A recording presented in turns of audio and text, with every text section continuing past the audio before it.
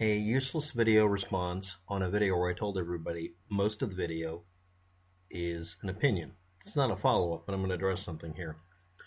The still picture can't get any better. This is about the Delphi murders. It's a still from a video from an older phone. She used an older phone because her original one didn't work. She was also holding the phone in her hand down by her side while filming, as not to show him that she filmed him. Or maybe she was in the middle of recording something else, lowered her arm, and didn't bother stopping the recording. Maybe for that reason. It's also extremely shaky because of the way she filmed. It can't get any clearer because there's not enough pixels. Not enough 2 pixels, excuse me. How can that be difficult to understand? Now I'm going to take this from the devil's advocate and the heckler's advocate and being a troll at the same time. This needs to be addressed. This is a video where I mentioned that we need the raw data. Now, I don't know if anybody understands it, but I'm going to... I understand what my opinion is, but I'll explain this because it may not be obvious. Only in the last 2 months have a lot of people, enough people, told me that the video recording was taken at an odd angle, and the part they're zooming in on is another part of the screen. Also, we have found out, mostly, that no, Disney, NASA, CIA, no one enhanced the video or the individual frames. It was the local police department. Because it was a local murder, not a kidnapping across state lines or county lines, it did not fall out of their purview very much. No one has gotten a hold of the original raw video that has explained any real new details. We now have a person saying the specific position of the arm. I'm going to say something about this person that's going to sound bad and good. This sounds like rumor recycling and rumor milling. An official source, a family member who said, this is what we were told by the police, or a family member saying they have personally witnessed some data, is not being brought up here.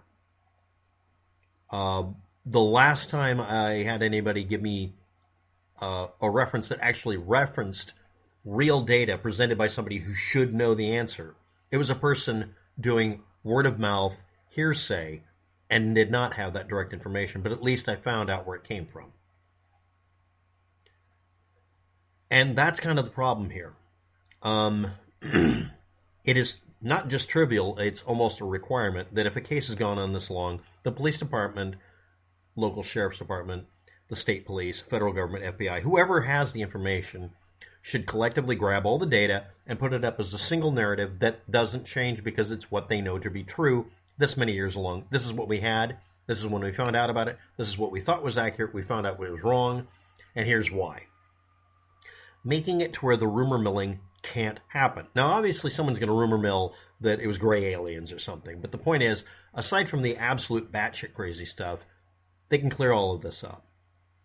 Full resolution versions of the video content without having any extraneous data in it, or data they're worried about, would be good. That means we would see an image in whatever angle it was taken, with it scanned, because that's how images are done on a camera, either left to right or right to left, or top to bottom on the right, or from the bottom up, or whatever the scan pattern is.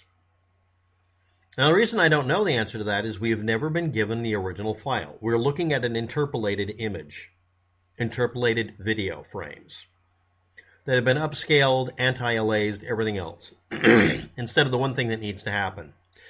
The raw data. The raw information. You can't get it any clearer, but they tilted it. They took pixels that are completely square and rotated it at least slightly.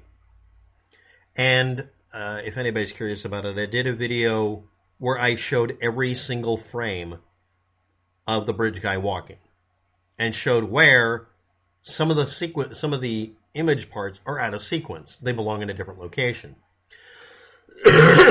Now, in the audio analysis, I showed that the audio recordings, when they looped them, when you loop an audio recording, you need to make it obvious where the loop starts and stops. They didn't do that. They put a splice in the middle of part of the wording, because they were trying to make it clearer and easier to understand, hoping someone would recognize the voice and hoping somebody would recognize the person. But in the process of doing it, no matter what anybody says, they lowered the resolution. They did not tell us what software they used. How did they reinterpolate it? Did they de-interlace it? Was it interlaced in the first place? Did they change the frame rate? Did they increase the size of the pixels? Did they do pixel rotation? Did they do averaging? Did they do Hamster-Steinem compression and decompression algorithm or whatever the hell? None of this data has been presented. Nothing about how this evidence, then it's the only evidence we have, has ever been explained in any way at all. Period. If I was a defense counsel, I would say they've destroyed the evidence, unless they presented it. And that means only if someone's caught and there's a jury will it be presented. And I guarantee you people like me will be excluded because I will literally compel, if it was me, if I was the defense attorney, I'd say, you have to release the raw video.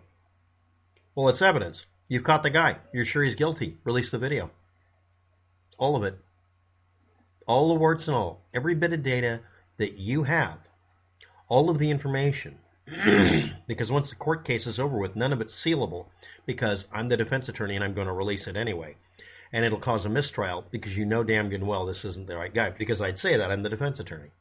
That's my devil's advocate. Because, and then I would present the alternate ruling, he may have been walking on the bridge, but that doesn't prove he killed anybody. It may sound like his voice, but it's too screwed up because you guys altered it. It's tainted evidence. It all is that we've been presented with. The raw audio would be so garbled as to make it impossible to connect it to my client. And as for the video, well, all we have to do is put it on a full resolution screen that's approximately the same ratio and shape, like a big screen TV, and then make it present the way it is. Then rotate it on an axial tilt, and then present it to the jury. Because it would really draw each frame one at a time if we tell it to single step. And you know what? We would be able to, in our heads, interpolate from frame to frame where the pixels go to figure out the person's face. It's not my client.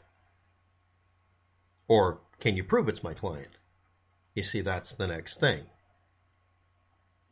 And then I would tell everybody, you've all had your opinion tainted for the last X number of years by looking at animation that's vague. You read things into it. Here, let me show you a bunch of videos where people saw faces in JPEGs. In fact, those people say there were 2 or 3 people under the bridge at the time, and the Pope. I would then bring in unaltered versions of the images from Cheyenne, because as a defense attorney, I would be able to absolutely subpoena everybody who claimed to have evidence and say, these people said they presented evidence, but the images are missing. Or these people said that they had evidence, but they took the videos down. And I would just muddy the waters. So that's one of the dangerous things about these subject matters. That's why we shouldn't be doing videos on them at all.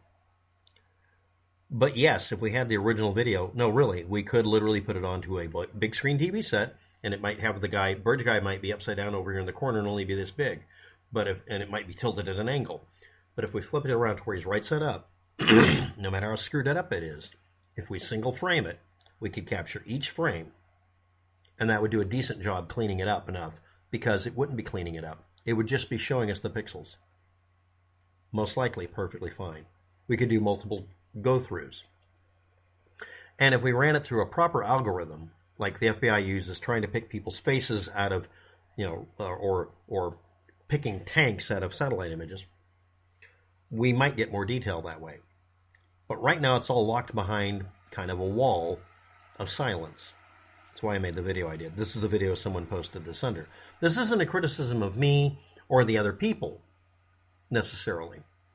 This is frustration with the situation.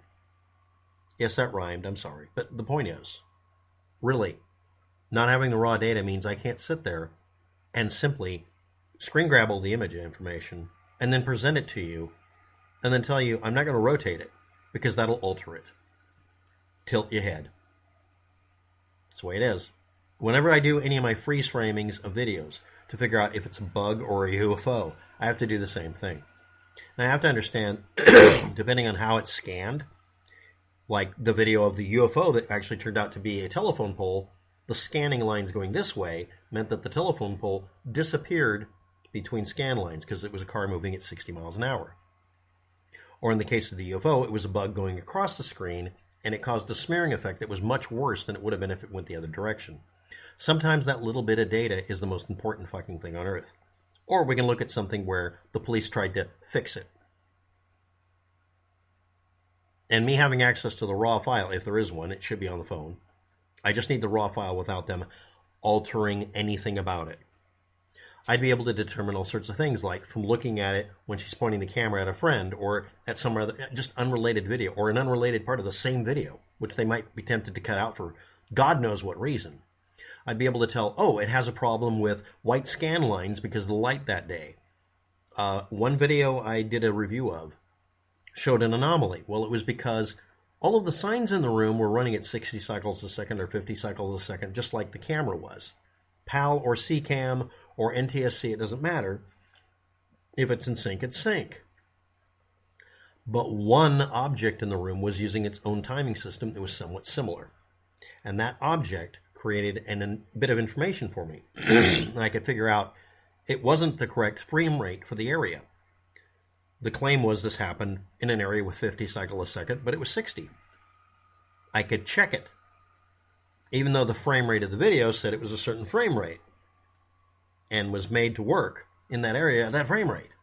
I set my camera that you're watching right now at 50 frames a second instead of 60 for the light compensation, because on this thing, the light compensation is broken. It actually is better off if you don't have it try to compensate for it by syncing it or desyncing it. It makes it less noticeable. If I do my hand back and forth, you can see it kind of freeze frame the hand. If I do it this way, it does a different thing than it does this way. Those bits of information were critically important for me to figure out what happened in Las Vegas. The anomalies that people look at are, for me, just a roadmap to figuring out what happened. It's used, I would say, 10% of the time. In a case like this, just like Las Vegas, every frame, every byte, every bit of recompression and decompression, all of it has to be taken into account. So when someone presents to me a JPEG, an MJPEG recording most likely, but I don't know. Again, I need the make, model, year, and time, and what updated version of the OS it's running, and what app was being used, because you can use a different app to do the video camera work. And the settings. I can derive that from the raw file, even if it's broken. I can't do a damn thing with a bunch of frames where someone tried to fix them. If you understood exactly what I'm saying, I'm not trying to talk above or talk down to people. If you knew everything I said, because I'm not even trying to explain things, then you understand already, and I can't explain it to you. I don't need to. But everybody else, I just have to say at this point at 13 minutes, trust me, the raw file is required. Because the non-raw file that's been presented has always failed. Period. Yes, I'm one of those people that took apart and cleaned up the Bigfoot film. The Patterson Gimel. I used to call him Gremlin. And I'm one of many people who sat down and pseudo-frame cleaned the JFK assassination. I'm one of many people who did it anonymously. It was a group effort by thousands of us, using programs, software. Some people even got reasonably good copies of the film in raw mode without them trying to run it through a fucking projector, but actually just copying it strip for strip. That's how you're supposed to do it. Somebody didn't want that done, of course, so someone did it for us, thankfully. Yes, Oswald did really shoot JFK. That's really it. That's because everybody sees anomalies where I find out where they came from and eliminate them. Sorry. No, it wasn't somebody shooting with a specific rifle inside of a sewer pipe either.